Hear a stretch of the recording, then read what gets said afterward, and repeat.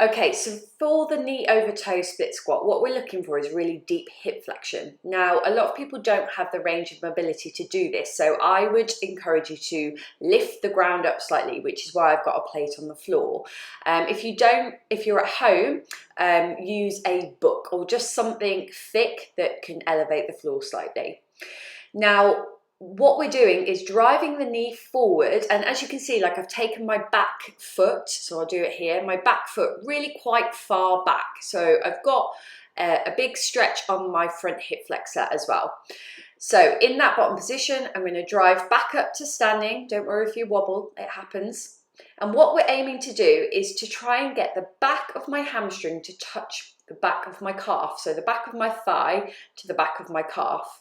I want you to imagine in the bottom that you're trying to squeeze a credit card in between your thigh and your calf.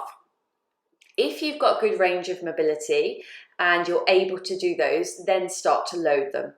So take a big lunge back. We're trying to keep the back leg active, so don't just let it hang and just, let it stretch. You want to still be able to squeeze that back leg, and you're going to drive your knee as far forward as you can, squeeze a credit card in between your hamstring and your calf, lowering, and then push back to that start position. Now notice I am staying up on my back tiptoe. My back heel never touches the floor, okay? So we lower forward, I come back up, and I stay on my back tiptoe.